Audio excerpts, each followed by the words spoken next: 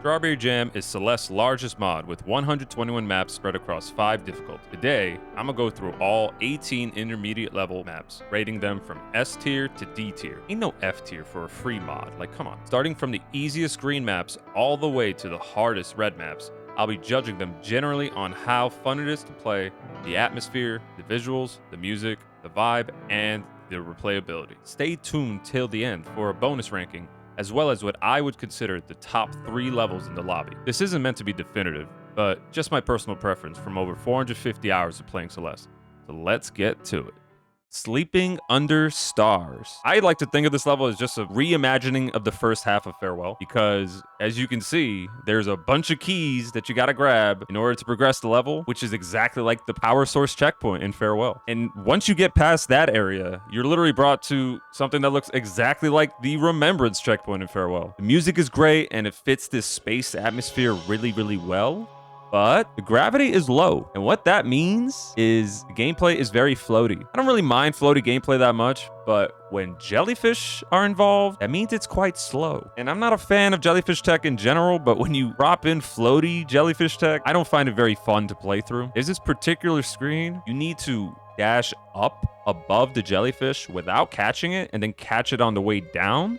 Because if you usually boost 99% of the time, you will hit the top. So I found that quite unintuitive. It's a neat idea, but I don't think it's very fun to pull off. I also thought the level was kind of long, which can be a good thing, but since I didn't like the gameplay of the level, for me, it was a negative because I found it to be a little sloggy. The vibes are really cool in this level. Great music, it's a good atmosphere, it's a nod to Farewell, but I didn't find it very fun to play. So because of the vibes, I'm gonna slot it into B tier. Frosted Fragments. So these Strawberry Jam modders really love their ice aesthetic, huh? The mechanic in this level is we got these blocks that when you dash into them, they move a little bit with some recoil. Some of them even stick to the wall in a vertical way or fall off if you kick them off the wall, which is a pretty cool gimmick. It's really satisfying to hit these and feel that recoil. It really reminds me of breaking the walls in Midnight Spire back in beginner lobby, and I love that level. I particularly enjoyed the rooms where you had to clear out the big blocks in time for the moving block to pass by. It feels kind of like a relaxing race against time. There's even some lore for you lore heads. I'm not a huge reader. I don't want to read in a game where I want to just go fast and complete the level. But if you're a big lore guy or girl or they, enjoy yourself because I'm sure this goes into the weeds. However, I thought it was quite long. There's a particular room where I feel like there should be a checkpoint, but there just isn't. And it's odd because there are other rooms in the level that are just as long as this room that do have checkpoints, but this one didn't. There are also a lot of points where you need to conserve your 2 dashes till the end. And it's not very obvious while you're going through the level, like on a sight read, until you get to the end. You're like, oh, I need both my dashes. So that wasn't too fun, I guess. I don't know. Also, for some reason, these moving blocks, some of them are hard as hell to spot. Like I was stuck in this room for quite a while, but it was just on the right the entire time. Music was really sad as well. Like I felt like I was gonna cry for some reason. I don't really want to be crying at a level where I'm just dashing into blocks. No, can I get like something a little more upbeat? I'm nitpicking, but like, you know, the gimmick was fun. I like the blocks, the sticky, the like pushing it off the walls. That was cool. But I feel like it overstayed its welcome with the length. So because of the gimmick, it's a solid B tier for sure. Fifth Dimension. Do you love wall bounces? Because this level is chock full of them, and I fucking love it. The main difficulty in this level is figuring out which route to take, because these blue bubbles, they don't return your dash. So you need to plan it out correctly in order to replenish your doubles to reach the end. Each screen, you're looking for the path to reach the end to go down, and for some reason, I don't know why, letting gravity take me in a non-precise way is just satisfying. It's just weird. I don't know. Blue's my favorite color, so I fuck with this aesthetic with the arrows and the blue bubbles. These wall bounces just feel really damn good. And I haven't even gotten to the best part, which is the music, especially when it gets to the bass drop. Woo! Like, when it gets there, I just want to throw on a duster, put some Neo glasses on, and bop my fucking head. It's a vibe. This level is so damn fun. I legit wanted to just silver it just for fun. I didn't, but I was thinking about it. It's a green, so I can't really fault it for being too easy, but it's one of those few levels where I legit wanted more screens. And that's not usually the case. A lot of levels like to overstay the welcome, but this is not one of them. So without further ado, I gotta give this our first S tier. Low G botany. Oh, when I hear low G botany, I think low gravity flowers. I think that makes sense to me. I don't know where the flowers come into play in this level. Maybe I'm too dense, but low gravity is clearly here, and it is fun since there are no jellies. It's our first intermediate level with wave dashes, which thank God, because I love wave dashes. If you've played Farewell and you like Farewell, I'm sure you like wave dashes too. However, when you go indoors in this level, the gravity returns to normal, which is whatever, but it's very cramped. It's not nearly as fun as the outside screens for sure. In the indoor parts, you need to hit these generators to decrease the gravity. But even after you break the generators with less gravity, it's still not that fun because it's quite cramped compared to the non-cramped spots. And I just wish there was like more non-cramped spots. The music does fit the atmosphere great. I will say the end is very, very cool because the gravity gets really, really low, which makes you super floaty, which I've been mentioning floaty a lot recently, which I find kind of funny. It's not the point, but it just happens to be the first 4 levels. And when it gets super floaty, the music cuts out. So that's actually adds to the oomph of the finish to the level. So I really like the ending a lot. But even with all that, the cramped parts are really not that enjoyable to play. So for me, it's a high B tier. Sea of Soup. Now, Sea of Soup is pretty unique level right from the jump. They tell you that the level is intended to be beaten without dashes, but they don't remove them, so you can use them if you want to. So you're allowed 2 dashes per screen if you need it. But the point of the level, and I really like this, it's essentially a tutorial for fast bubbling because these bubbles have a very odd 1 point something second fire time. So it's really weird to time up without fast bubbling. And by the end of it, you're going to be a master at fast bubbling. So it's a fantastic tutorial for that. It's a beautiful level, like visually with all the colors and the orange background and the blue bubbles and the purple spikes. And it's just very nice. Plus the music starts off chill and then picks up halfway through. And then it finally reaches like a crescendo hype as you go down the final room. Like while I'm playing this level, I just have a smile on my face, man. It's just a feel good level. Like you just feel good playing it.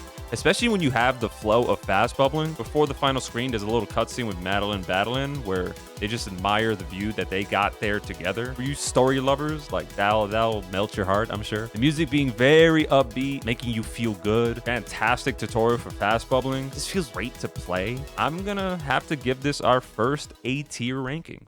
Vertigo. So are we gonna get the Hitchcock classic or the Affliction? I've personally had a bout of vertigo in my life at one point, and I can tell you it is not a fun feeling to feel dizzy from just existing, and sadly, this level is more of the latter. You've got this black and white atmosphere, and the main mechanic are these 2 glimmering lights. One which teleports you to this other accompanying light, and the other flips the screen upside down. Honestly, I like the gimmick. It's a cool gimmick. But the thing that they really fuck up in this level is the difference between these 2 lights is so damn subtle. It's a slightly more white for one of them, sure. But since everything is gray and black and white in this level, it's not easy to tell the difference between everything, especially since they're vastly different mechanics. It winds up being a repetitive test because you don't remember, am I gonna flip or am I gonna transport right now? Black and white atmosphere really doesn't help, and they even have color at the end when you get the heart, so it does exist, but they just didn't put it for the whole level. I understand the idea, like when you see the color and you finish the level, you have survived the vertigo, you have succeeded in beating the vertigo. But if you just made it colorful, I think the teleportation flipping thing would be a lot more readable for one, and honestly, I feel more fun to play. The music wasn't anything to write home about either for me, so I'm gonna slot vertigo in C tier. Eat Girl. Who put Pac-Man in my Celeste? Fucking hate Pac-Man. But with Celeste's mechanics and movements, it works shockingly well. The retro soundtrack really adds to the intense chases you get from this level. And I gotta say, if you're bad at Celeste, if you play this level, you will feel like you're good at Celeste because you're basically guaranteed to get some insane saves in this level. It's a huge rush to dodge a battling when you had no business dodging her, and it happens all the time by accident in this level. It's really unlike any other level that I've played in Celeste because you're just like, oh, you're just constantly doing that in every screen because you're like, oh fuck, oh, I dodged her, shit like that, and it's just very fun. It's a very fun rush feeling. I will say the last room is a bitch and a half. I did not enjoy that room whatsoever. Fuck that room. There is a cool secret at the end. If you jump on top of the heart and break the breakable wall above it, you'll see the actual chaser from the original Eat Girl. Because Eat Girl is its own video game that this particular level is based off of. And that shit looks like a nightmare. I'm kind of mad I actually found this thing. So yeah, E-Girl, super fun level, crazy rush that you get when you're playing it, and for that, I really got to give it our second S tier. Honey Zip Inc. Oh wow, another honey level? These mappers really must love bees, huh? But, oh fuck, we've got zippers. And oh hell yeah, it has momentum mechanics. This level is honestly a ton of fun. Zipping around everywhere, pun 1000% intended. You're given a hub area where you're supposed to get these 3 keys to progress. And there's 5 keys to get total, so it's only 3 necessary ones. Each key is quite simple to get as well, so nothing is frustrating, but because the zippers are so fun and the momentum is so fun, just like 5th Dimension, I really wish this level was longer, and that's always a good thing when you wish a level was longer. If you're a completionist and you actually went for all of the keys, you'd have 1 left over when you see the heart. So if you actually bounce up on the heart and go to the ceiling, you'll see a little door that you could use that key for and be treated to a secret room with Cat Stare and Creature Fs, which are 2 beloved emotes in the Celeste community. I haven't even talked about the music, by the way, but the music is an absolute bop, man. I love this song. You just kind of have a smile on your face while you're playing it. And yeah, man, it's a very fun level with the momentum. The visuals are great. The music is great.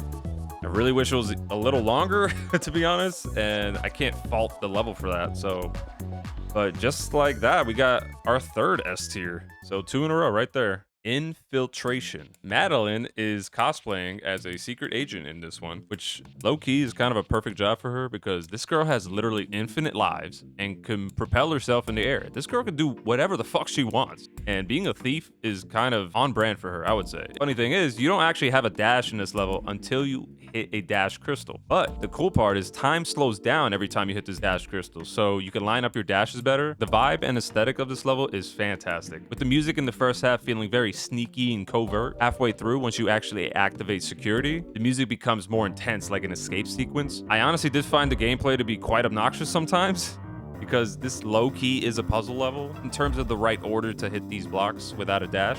But at the same time, some rooms were really fun. There's even a secret where you can purposely destroy the generator that slows down time to give yourself an extra challenge if you want. I don't know why the fuck you would do that, but you can if you want to. The level having very cool vibes, very cool music, some annoying parts, but overall pretty damn fun.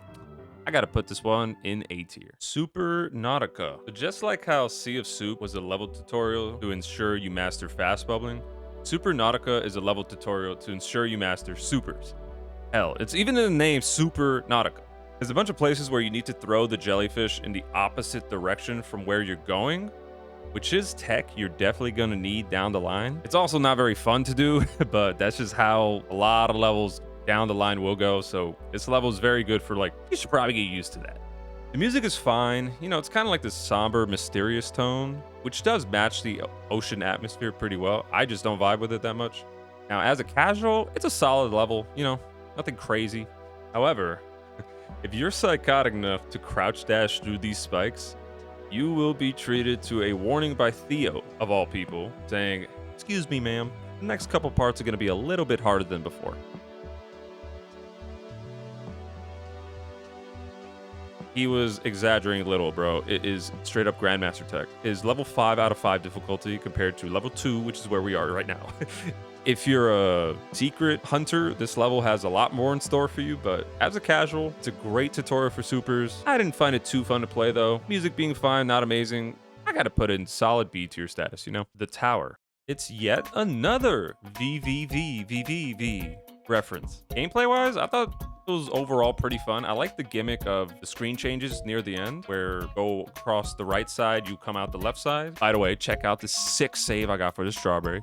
Ooh, it did feel like it was an abrupt end though, because once you were kind of getting in the flow of it, the level just kind of ends. I kind of have to ding it for that, because since it's a yellow, I expected it to be a little more difficult / long, but it just kind of just flatly ended, especially when it was starting to get fun with the mechanics. This level does teach you that you should not be holding grab all the time, which is a great habit to break. A weird thing that happens is after the song finishes for the first time, there's kind of just like 50 seconds of silence. That's just the ending of the song for some reason. So this level is fun at parts, but oddly short, and these ice blocks did get annoying. I didn't really love the ice blocks, so I'm gonna put this firmly in B tier. Construction conundrum. And for our last yellow, we're on a construction site with loose wires and electricity everywhere. The unique mechanic in this level is when Madeline hits a dash crystal, she will keep that dash crystal the entire time until she hits a different dash crystal. So there are cases where you actually have to avoid dash crystals that are in your path because you need to keep your double dash, which is a neat mechanic, I will say. But I don't really think it's that fun. All throughout the level too, you need to hit these gray blocks to move them into position to complete the screens, which is, you know, fine. But I gotta say that these gray blocks match the background a little too well because they're hard to spot. Like, even on repeat playthroughs, I'm like, where? Oh, I have to do this? I forget. You know, it's not very obvious. Music is literally a bunch of jackhammers, which you would think gets annoying, but no, it's a fucking bop. Like, I enjoy the music. This level is, I believe, the longest one in the lobby as well. They even troll you a little bit with the cutscene in the middle where Theo's like, yeah, Madeline, sorry, there's a bit more. On repeat playthroughs, I really just did not enjoy playing this level because it's so damn long and some of the screens are just not fun. Dodging the crystals, there's a certain screen where you have to path out spikes and avoid it on the way back. I acknowledge it's a neat mechanic and all, but it's just not fun to play, so I gotta make this our second C tier. Square the circle. So Celeste meets Miami Vice. That is the vibe I get with this level, and hands down, this map has the best visuals in the lobby. It's basically what I would show to someone who doesn't play Celeste. There are these arrows that tell you which direction to go, which helps the routing a lot, but it's a red. It's hard. Funny thing, this level made me change from analog stick to D-pad. You're gonna be aiming in all 8 directions with the level, which is pretty unique. I don't really think a lot of levels do that. The music really fits the cyber atmosphere perfectly. There's also a ton of secrets if you want to go search for them, including this gay rights room, another cat stare room, and my favorite, the many Kevins room. Like, just go diagonal right and you just have a good time just looking at what happens.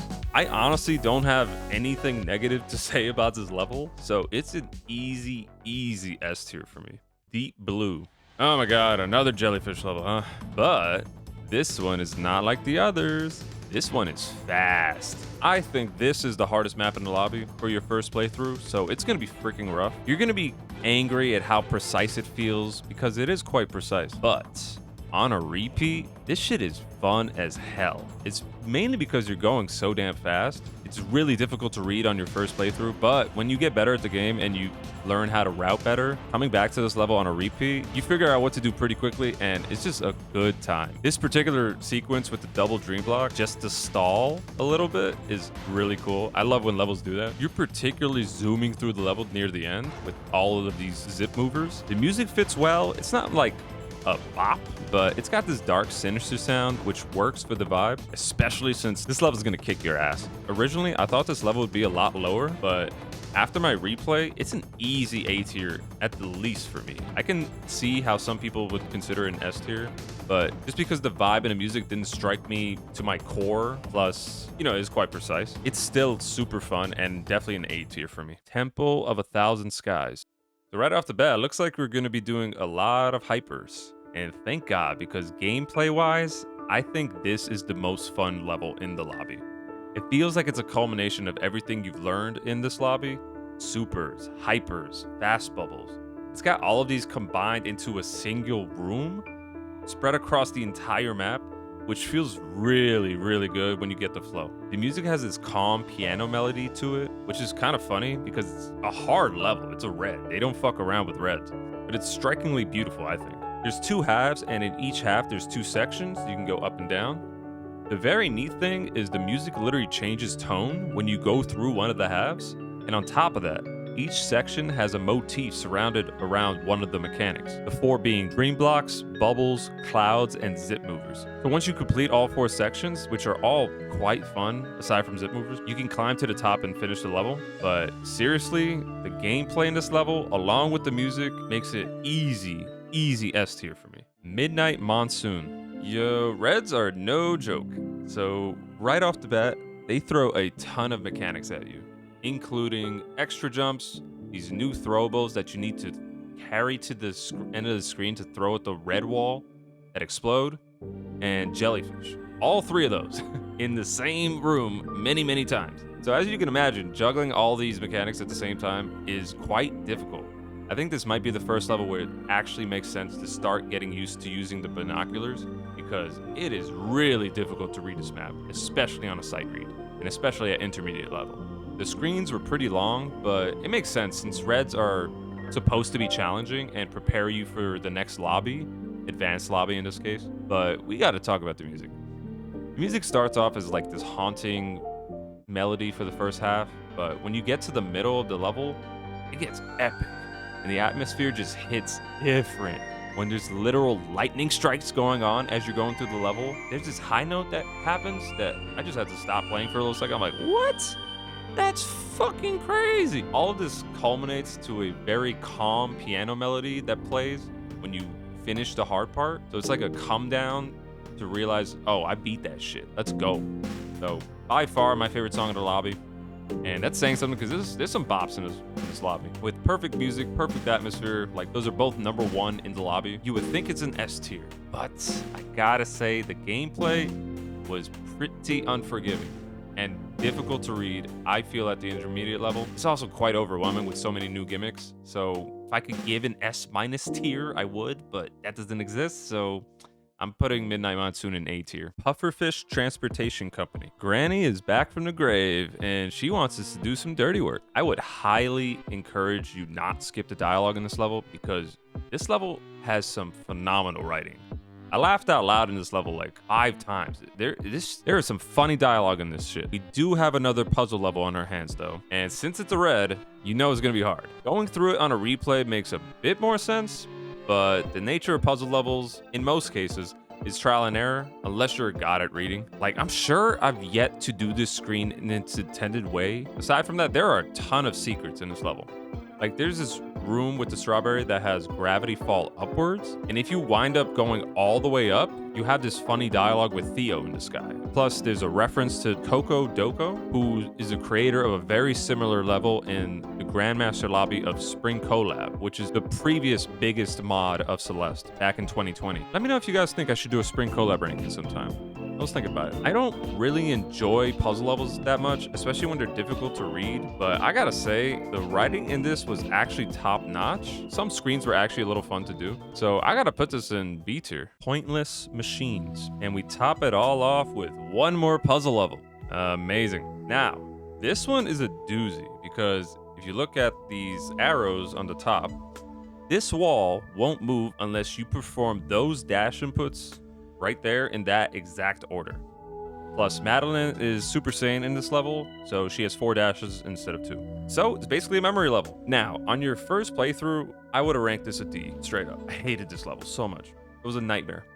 Your routing skills are absolute dog shit, and it just won't make sense to you unless you're good at routing. But as your skills grow and you come back later on a repeat playthrough, it honestly is a lot of fun. It's another level that teaches you really gotta use the binoculars and learn how to use them. And I would honestly recommend getting the drawing mod, Aurora's Editions, if you wanna check that out. Let yourself draw out on the screen how you would input all the inputs. For this particular level, it really helps routing. The music is very meh. It's literally a carbon copy of the music that was in the Crystal Heart Room of Reflection in base game. So literally nothing new. Like I said before, I would literally give this a D or a C on my first playthrough, which is clearly a skill issue. But after you learn the mechanic and you learn how to route, it's actually a lot of fun, I feel. So I'm gonna put this in A tier. And as a bonus level, we can talk about Raspberry Roots. Now, what Raspberry Roots is, it is the intermediate lobby Heartside. And what that means is this level is an extra long level that only unlocks after beating all other 18 levels in this lobby. It consists of 18 rooms spread across 4 checkpoints, with each room as an extra hard challenge room of each of the levels in the lobby. The first checkpoint starts off very fun. You literally start off with 2 S's, like 5th Dimension and Neat Girl, like come on now. But the tower was surprisingly difficult for the second flag of the level. Like this one took me a little while. Second checkpoint has 3 S tier maps, so you know it's gonna be a fun time. And you got freaking Square to Circle, Temple of 1,000 Skies, and Honey Zip. Like it's a good ass time, especially with the momentum and the wave dashes. Square to Circle is hard as nails, but super satisfying with its momentum, and Temple of a Thousand Skies is super long, but of course, combining all of the mechanic gets you in that flow state, which is what Celeste is all about, man. It feels so good when you get that flow state. However, third checkpoint is horrible. When I say horrible, it's a skill issue, but it's basically routing hell. It is rough. The Pointless Machines room, although I do like the mechanic, in this particular room, it is insane. Even on a repeat playthrough, this shit took me 10 minutes. It took me 45 on my first playthrough. This, coupled with Infiltration, which is a very long screen, and Sleeping Under Stars, made it quite a slog compared to the other checkpoints. But all of that is made up for in the final checkpoint, because the music, which is a bop right from the jump, ramps up to like epic levels because you're nearing the end. And you get some difficult but very satisfying rooms like Deep Blue and Midnight Monsoon. Once you complete Midnight Monsoon's Flag 2, you're given this celebratory, chill, low-G botany room. Once you hit this heart, I think everybody that beats the heart side knows that feeling, but that sound that you get is literally orgasmic. It's crazy. I fucking love this sound. Intermediate Lobby is tied for the smallest lobby in the mod with 18 maps, but the quality is honestly insane. With only 2 maps, I'd put in C tier. The structure of the lobby ramped up the difficulty very well as having banger music and cool gimmicks everywhere. If I were gonna rank my absolute top 3, it could change on any given day, to be honest, but I would put Honey Zip Inc. 3rd, Fifth Dimension 2nd, and for number 1, Temple of a Thousand Skies. Bravo, every modder. Y'all are fucking incredible. Thanks for watching. I really enjoy making these videos, so look out for my advanced lobby and expert lobby ones in the future. And whenever the hell I beat Grandmaster, probably in a year, I'm gonna make one for that too. Please like and subscribe to appease the algorithm gods and push this video out. Check out my Twitch if you want to watch me stream, and click here to watch my beginner lobby video ranking all the maps in Strawberry Jam beginner lobby. And have a good one.